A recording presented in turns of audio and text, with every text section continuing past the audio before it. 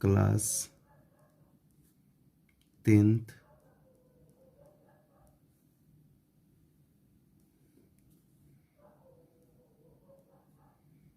Chapter 1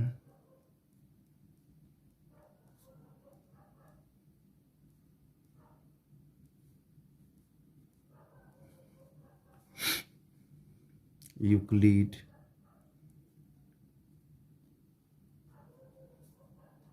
विभाजन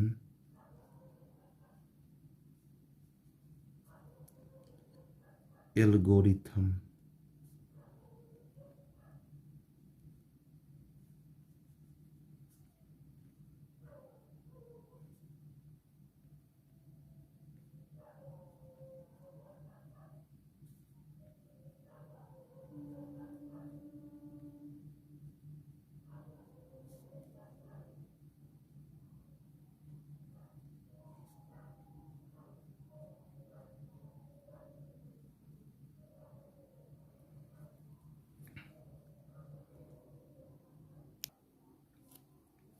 Euclid विभाजन algorithm, Euclid division algorithm. जैसे कोई एक संख्या है 10, अगर इस 10 से हम 55 में डिवाइड करते हैं तो 10 5 जा 50, ये कट जाएगा, ये 5।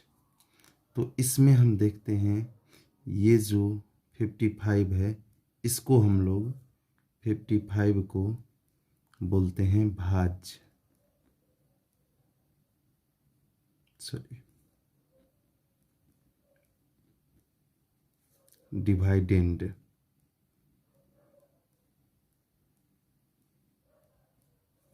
ये जो 10 है इसको बोलते हैं भाजक, डिवीजर। ये जो 5 है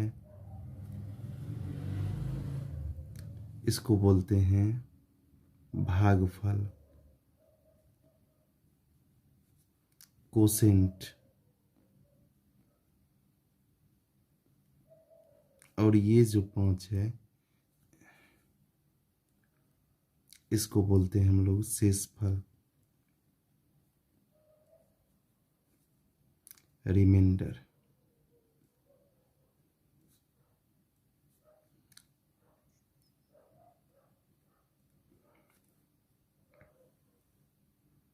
तो एक फॉर्मूला होता है भाज्य बराबर भाजक गुना भागफल जोड़ शेषफल। मतलब डिवाइडेंड बराबर डिवीजर गुना कोसेंट प्लस रिमाइंडर।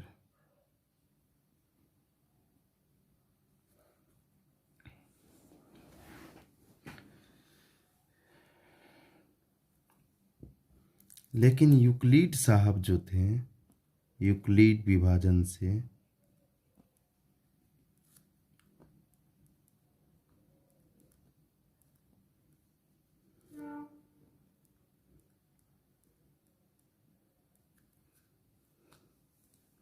भाज्य जो होता है उसको ए द्वारा सूचित किए थे, भाजक को छोटी बी के द्वारा, भागफल को क्यू के द्वारा सूचित किए थे यूक्लिड साहब, और शेषफल को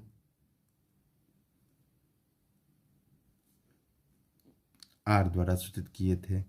तो अगर फिर हम फार्मूला बनाना चाहें फिर से ऊपर के जैसा, तो भाज्य बराबर भाजक गुने भागफल जोड़ शेषफल। तो यूक्लिड साहब भाज्य को कौन सी द्वारा सूचित किए थे? ए द्वारा। तो ए बराबर भाजक को कौन चीज से सूचित किए थे? बी से। तो बी गुना भागफल को कौन चीज से सूचित किए थे? क्यू से। तो क्यू प्लस शेषफल को कौन चीज से सूचित किए थे? तो आर से। तो यूक्लिड के विभाजन के अनुसार ए बराबर फार्मूला हो जाता है बी गुना क्यू प्लस आर। अब इस फार्मूला पे हम लोग हिसाब देखेंगे। तो हिसाब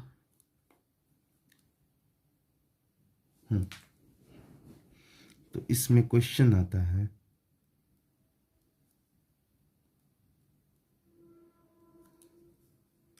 यूक्लिड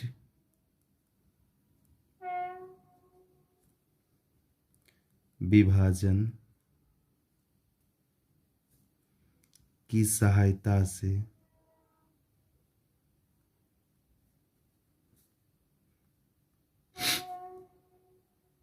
HCF ज्ञात करें। तो पहला नंबर क्वेश्चन हम लोग ले लेते हैं 135 और 225। तो सिंपली जैसे हम लोग HCF भाग विधि से बनाते हैं वैसे बगल में बना देना है। छोटी संख्या से बड़ी संख्या में भाग देते हैं। तो यहाँ एक बार में 135 लगाते हैं। भाग का नियम होता है या तो कम लगाते हैं नहीं तो बराबर लगाते हैं। तो देखिए 5 में से 5 तो 0, 12 में से 3 तो 9, 1 में से 1 तो कट गया। फिर ई 90 से 135 में भाग देते हैं। HCF का रूल होता है मोसो का, जब तक नहीं कट जाता है तब तक हम लोग भाग देते रहते हैं। तो एक बार में फिर 90, यहाँ 5, यहाँ 4, फिर इस 45 में से इसको भाग देना है। दो बार में 90, ये कट गया। अब देखिए यूक्लिड के अनुसार HCF हम लोग बना दिए हैं। अब इस दोनों में जो बड़ा होता है उसको हम लोग भाज्य मानते हैं, यानी कि ए मानते हैं। तो इस दोनों में बड़ा कौन है? 225। तो ए बराबर हो जाएगा 225। और जो छोटा होता है उसको हम लोग बी मानते हैं, यानी कि भाजक मानते हैं। तो बी बराबर हो गया 135। अब देखिए यूक्लिड विभाजन से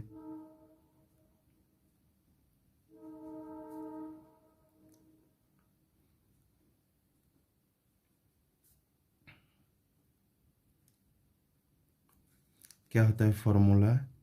ए बराबर बी गुना क्यू प्लस आर। तो ए का मान कितना है? 225 बराबर बी का मान 135। तो 135 गुना होता है तो गुना क्यू मीन्स भागफल। तो देखिए पहला बार में हम लोग को भागफल कितना आया है? 1। तो 1 प्लस आर मतलब होता है शेषफल। तो पहला बार में शेषफल कितना आया है? 90। तो 90 दे देंगे। ठीक है, फिर आगे हम लोग चलेंगे, नेक्स्ट स्टेप में चलेंगे। जब तक रिमाइंडर 0 नहीं हो जाता है तब तक हम लोग इसी स्टेप को आगे बढ़ाते रहते हैं। फिर हमको देखना है बी वाला जो होगा अब वो ए का वैल्यू बन जाता है। तो बी में अब कितना है? 135। तो बी वाला ही जो है मतलब जो भाजक रहेगा पहला का, वो दूसरे स्टेप के लिए वो भाज्य बन जाता है। तो 135 बराबर, और जो छोटा होता है इस दोनों में वो बन जाता है भाजक। तो इस दोनों में छोटा कौन है? 90 बन गया भाजक। तो 90। अब देखिए फिर से कितने बार में लगाए हम लोग? एक बार में। तो 1 प्लस अब यहाँ पे लिखते हैं हम लोग आर यानी कि शेषफल। तो दूसरा बार में हम लोग को शेषफल कितना आया है? 45। तो 45 हो गया।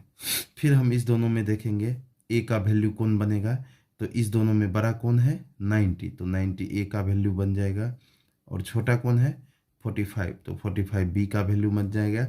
उसके बाद फॉर्मूला में होता था क्यू, तो सबसे तीसरे स्टेप में जो है ये first step, second step, third step में क्यू का मान कितना आया है 2, तो 2 प्लस होता है शेषफल, तो शेषफल थर्ड स्टेप में कितना आया है 0, तो यहाँ लिखेंगे चूंकि r बराबर 0, इसलिए HCF इक्वल टू या मोसो इक्वल टू जो b का वैल्यू होता है वही HCF बनता है, तो b का वैल्यू 45 है, तो 45 यही आंसर हो जाएगा मेरा।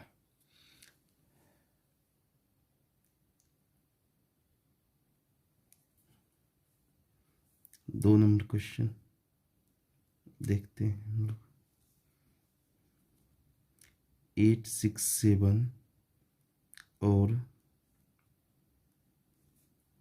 255, तो हमने बोला था इसमें जो छोटा होगा छोटे से बड़े में हम लोग HCF बगल में तैयार कर लेंगे, जिससे यहाँ पर लिखने में सुविधा होगी हम लोगों को। तो 255 छोटा है, तो 255 से 867 में डिवाइड कर लेना है।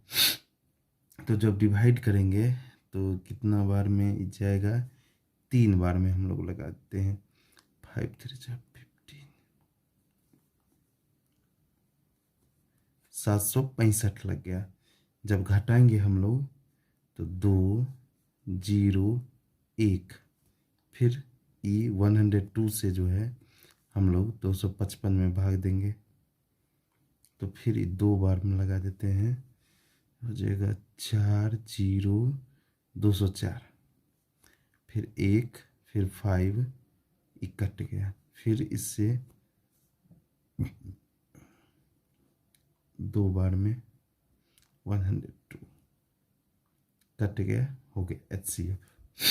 फिर देखिए अब इस दोनों में जो छोटा होगा वो मेरा ए का वैल्यू होगा, तो इस दोनों में नहीं सॉरी, जो बड़ा होगा वो ए का वैल्यू होगा, तो इस दोनों में बड़ा कौन है 867, तो वो ए का वैल्यू होगा, और जो छोटा होता है वो मेरा बी का वैल्यू होता है, तो बी का वैल्यू कितना हो जाएगा मेरा 255। अब यूक्लिड विभाजन से हम लोग करेंगे।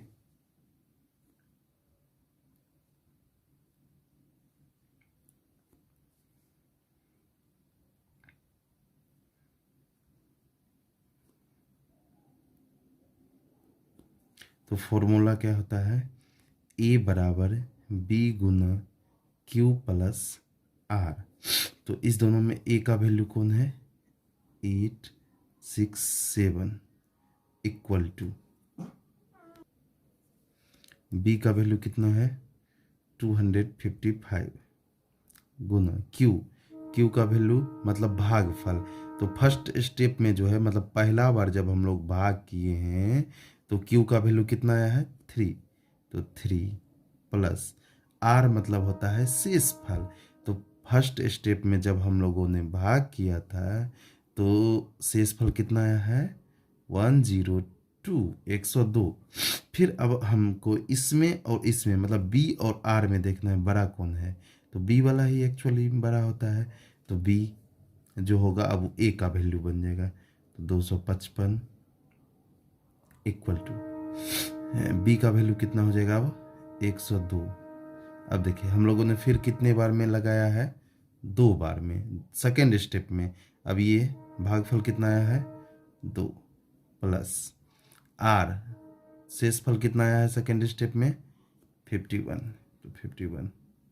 फिर हमको देखना है इसमें बड़ा कौन है तो 102, तो 102 बराबर जो छोटा होता है उस b का वैल्यू बन जाता है तो 51, कितने बार में लगाया है 2 बार में, तो 2 प्लस शेषफल कितना आया है पूरा पूरा कट गया है तो 0, तो हम लिखेंगे चूंकि r बराबर यहाँ कितना आ गया 0, इसलिए HCF इक्वल टू बी का वैल्यू जो होता है वो HCF हो जाता है, तो 51 आंसर। फिर आगे हम लोग देखते हैं